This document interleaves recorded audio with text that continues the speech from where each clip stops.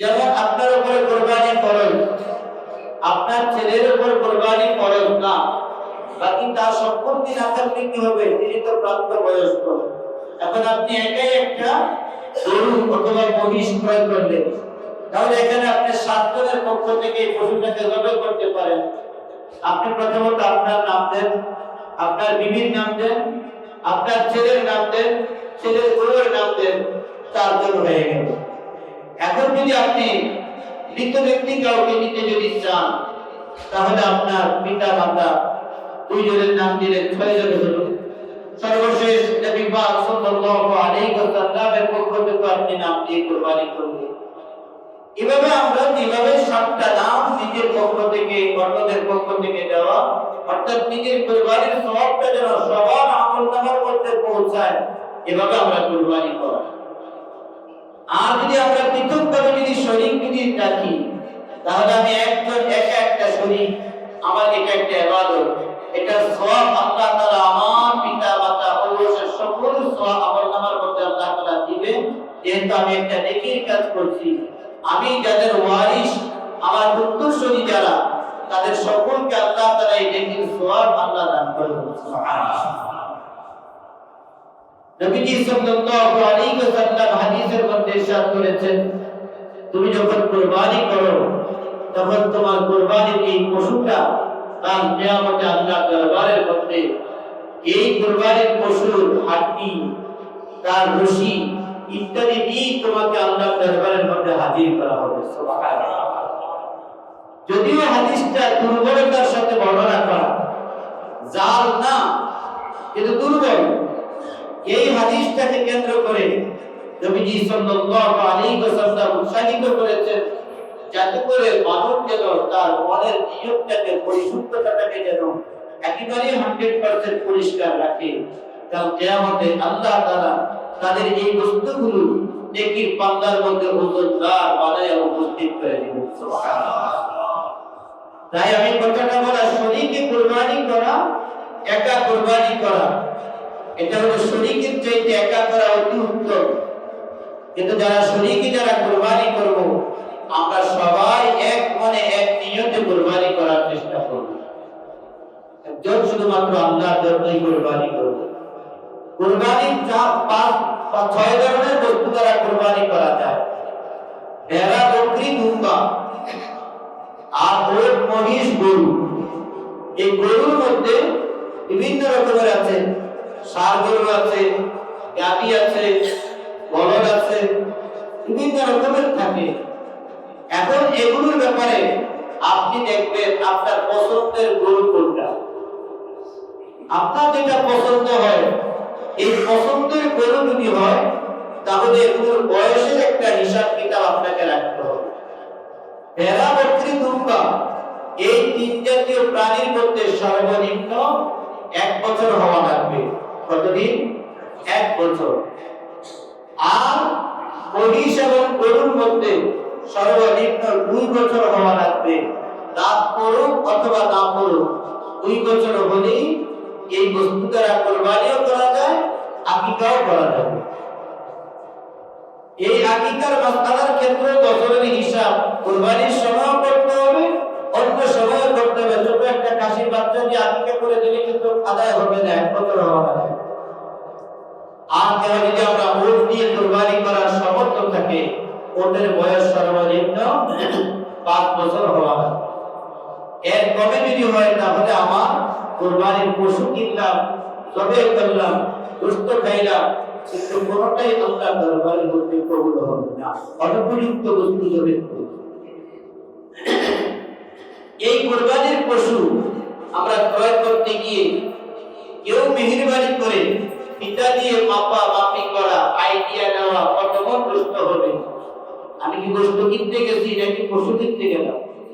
আমি পশু ক্রয় করতে গেছি। আমি গরুর হাটে গিয়েছি, আমি কসাইয়ের কাছে যাই নাই। আমি পরকালে জাহান্নামের সওয়ারি কিনতে, জাহান্নাম থেকে মুক্তির সওয়ারি কিনতে গিয়েছি। আমি আমার কোন খাবার দাবারের পণ্য কিনতে আমি কোন শপিং মলের মধ্যে যাই নাই। আমি এমন একটা বস্তু কিনতে যাচ্ছি, এই বস্তুটা কিয়ামতে আল্লাহ তাআলার দরবারে আমার হবে। এটা খেয়ে যে আমি আমার পেট ভর্তি করলাম, আত্মীয় স্বজনকে খুশি করলাম, আমি মুখের মধ্যে খুব রুচি অনুভব করলাম, বাস এবছরের গোস্তটা খুব মজাদার, খুব সুস্বাদু, এটা কেমন হবে আগে থেকে সেটাকে আমি নির্ণয় করতেছি। এই বিষয়গুলো তো আল্লাহ তাআলা আমাকে নিয়ামত করেছেন, আল্লাহ তাআলা আমাকে নিয়ামত দিয়েছেন। আল্লাহ তাআলা তো চাইলে আমাদের জন্য এগুলোকে হারাম করে দিতে পারতেন, যেমন পূর্ববর্তী উম্মতের জন্য আল্লাহ তাআলা করে দিয়েছেন। আপনারা জানেন হাবিল কাবিল আল্লাহর দরবারের মধ্যে কুরবানি করেছিল।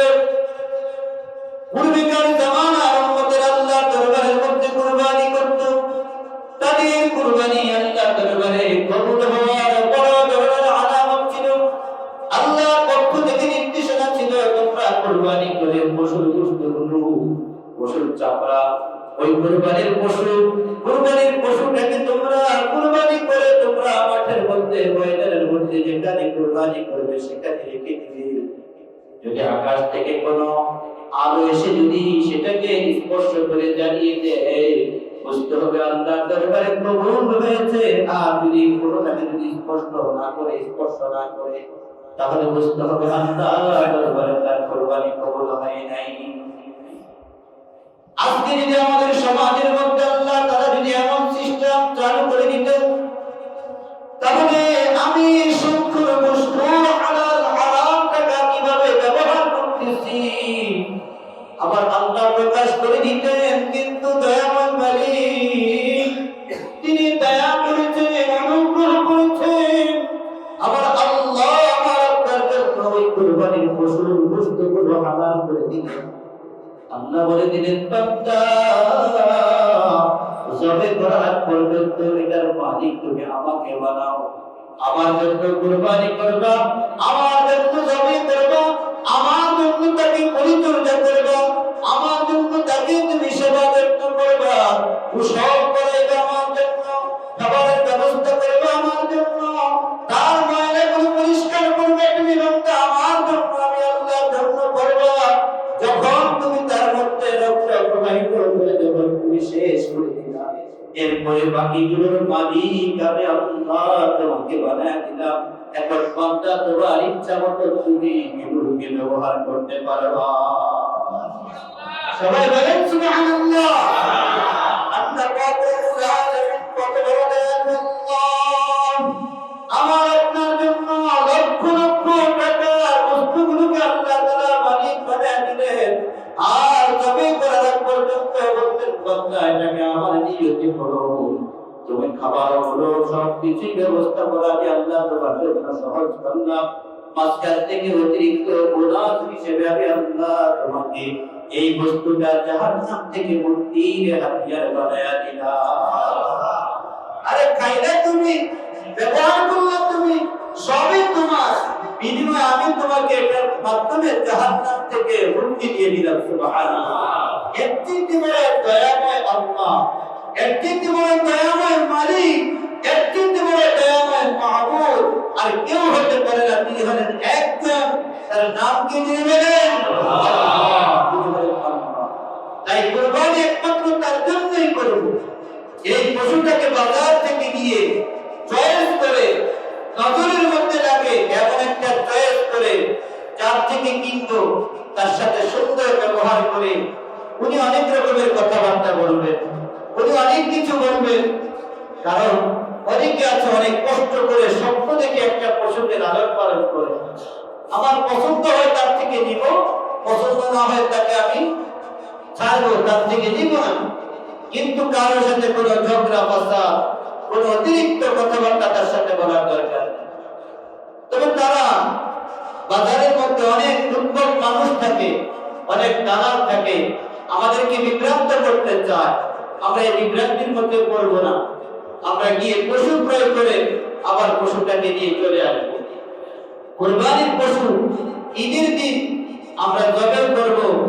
জবে করার জন্য উত্তম হলো ব্যক্তি নিজের পশু নিজে জবে করা, ব্যক্তি নিজের পশু নিজে জবে করা। তবে এখানে আরেক কয়েকটা মাসালা আছে। পশুর কান, পশুর লেজ, পশুর গায়ে কোনো স্পট আছে কিনা এগুলো কিন্তু খেয়াল করবো। আমার পশুর যে কানটা থাকে, এই কান কিন্তু একটা পূর্ণাঙ্গ অঙ্গ। কান একটা কি পশুর পূর্ণাঙ্গ অঙ্গ। এরকম একটা পশুর পূর্ণাঙ্গ অঙ্গ যেটা, এটা যদি অধিকাংশ যদি কাটা থাকে তাহলে কিন্তু এই পশু দ্বারা কুরবানি শুদ্ধ হবে না। একটা সৃষ্টিগতভাবে এটার কান নাই, এটা কিন্তু কোন আয়াত না, এটা দোষ না, তাকে আল্লাহ বানাইছেন এভাবে। আরেকটা হলো সৃষ্টির পরে কোন অ্যাক্সিডেন্টে এটা কেটে গেছে, তাহলে এই বস্তুকে কুরবানি করার ব্যাপারে তখন প্রশ্ন আসে, যেটাকে মানুষ নিজের হাতে আয়াতযুক্ত করে ত্রুটিযুক্ত করে, এটার কি মাসালা? এটার মাসালা হলো ফুকাহায়ে কেরাম বলে এটাকে ত্রুটি হিসেবে মানুষ ত্রুটিযুক্ত করে নাই। এটাকে কোনো মানুষ ত্রুটি হিসেবে ত্রুটিযুক্ত করে নাই, এটাকে একটা প্রসেস করার জন্য, যেমন পাটা ছাগলকে খাসি করাইলে এটা খাসি হয়, এটা কি ত্রুটিযুক্ত নাকি এটার মধ্যে আরো মান বাড়ানো হয়, এটাকে মান বৃদ্ধি করা হয়। এই জন্য কারো কারো দৃষ্টিকোণ থেকে এটা ত্রুটিযুক্ত, আর কারো দৃষ্টিকোণ থেকে এটা ত্রুটিযুক্ত না। সুতরাং আপনার কাছে যদি এটা ত্রুটিযুক্ত মনে হয়, আপনি এটাকে কুরবানি করেন না। আর ফুকাহায়ে কেরাম বলছেন যেহেতু এটার মধ্যে এই ধরনের বিভিন্ন মাসলাহাত আছে, বিভিন্ন ফায়দা উপকারিতা রয়েছে, এজন্য এটার দ্বারা কুরবানি করলে কুরবানি বৈধ হবে, কুরবানি কোনো হবে না এমনটা বলা যায় না। আর যেহেতু এটা বিভিন্ন কারণে করা হয়, নতুবা তো এটা তো করার কোনো প্রয়োজন ছিল না, প্রয়োজনের কারণে যদি এটা করা হয়। যেমন আমরা মাথার চুল কাটি, প্রয়োজনে চুল কাটি না, মুখের শেভ করি প্রয়োজনে করি, হাতের নখ কাটি প্রয়োজনে করি। এত দিনের মাথার চুল কাটাটা দোষ ত্রুটিযুক্ত, তাহলে এটা বলা হবে না। প্রয়োজনের ক্ষেত্রে এটা করতেছে ফুকাহায়ে কেরাম বলে এই কারণে এটার দ্বারা কুরবানি করা বৈধ।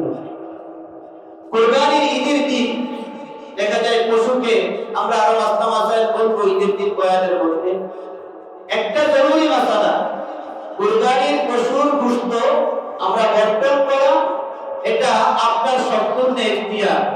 তবে আমাদের কাছে আবহমান কাল থেকে সামাজিক নিয়মের ভিত্তিতে চলে আসতেছে 3 ভাগ করা, 2 ভাগ করে, 1 বা 3 ভাগ করে 2 ভাগ নিজে রাখে, 1 ভাগ গরিব মিসকিনের জন্য বন্টন করে দেন। আমি শুনেছি আপনারা যারা কুরবানি করেন 1 ভাগ পুরোটা দিয়ে দেওয়ার পরে ফকিরদের দেওয়ার কোনো রাস্তা শেষ হয় না, সিরিয়াল থাকতেই থাকে।